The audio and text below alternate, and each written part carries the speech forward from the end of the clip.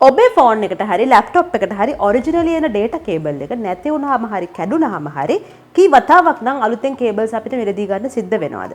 මේ Apple Android ආදී phone සඳහා එන ඩේටා කේබල්ස් වලට ලොකු වෙළඳපොළ ඉල්ලුමක් තියෙනවා. ඉතින් ඇත්තටම මේ කර්මාන්තේ මොකක්ද කරන්නේ? බොහෝ දුරට මෙහි තියෙන්නේ ඇසෙම්බල් කිරීමක්. එහෙමත් නැත්නම් එකලස් කිරීමක්. අපි අද චුට්ටක් කතා බහ කරලා බලමු නව ව්‍යාපාරයක් විදිහට මේ ඩේටා කේබල් මැනුෆැක්චරින් බිස්නස් එක සම්බන්ධයෙන් අපිට මොනවද මූලික දැනුමක් විදිහට අවශ්‍ය වෙන්නේ කියලා.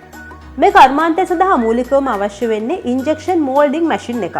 ආරම්භයේදී මැනුවල් මැෂින් එකක් වුණත් ඔබට භාවිතා කරන්න පුළුවන්. මේ සඳහා ඕන කරන අමුද්‍රව්‍ය ගත්තහම විවිධ වර්ගයේ වයර් රෝල් වශයෙන් උත් විවිධ මාදිලියේ කනෙක්ටර්ස් පැකට් වශයෙන් උත් ඒ වගේම ප්ලාස්ටික් අමුද්‍රව්‍යත් අවශ්‍ය වෙනවා. ඩේටා කේබල් මැනුෆැක්චරින් ප්‍රොසෙස් එක අපි පියවරෙන් පියවර ගත්තහම මුලින්ම අපිට කරන්න තියෙන්නේ වයර් එක අවශ්‍ය දිග ප්‍රමාණයට කපා ගන්න එක.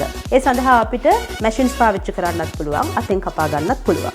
ඊළඟට කනෙක්ටර්ස් එකින් එකගෙන අර කියපු වයර් එක පාස් ගන්න ඕනේ. ඊළඟට ඉන්ජෙක්ෂන් මෝල්ඩින් මැෂින් එක යොදා ගනිමින් කනෙක්ටර් එකත් වයර් එකත් අතර මේ තියෙන ප්ලාස්ටික් ආවරණය අපි නිර්මාණය කර ගැනීම සිදු කර ගන්නවා. මේ ප්ලාස්ටික් ආවරණය බොහෝ වෙලාවලට කළු පාටින් සහ සුදු පාටින් අපි නිර්මාණය කර ගන්නවා. ඒ සඳහා කළු සුදු පාටවල ප්ලාස්ටික් අමුද්‍රව්‍ය භාවිතා කරනවා. මෙසේ නිමවාගත් ඩේටා කේබල් තත්ත්ව පරීක්ෂණයකට ලක් කිරීමෙන් පසු අවශ්‍ය පරිදි පැක් කරලා අපි වෙළඳපොළට නිකුත් කරනවා. නිෂ්පාදන ක්‍රියාවලිය සඳහා අත්‍යවශ්‍ය වන මේ කනෙක්ටර්ස් ඔබට Alibaba, AliExpress, eBay වැනි වෙබ්සයිට්ස් හරහා ගෙන්වා ගන්නත් පුළුවන්.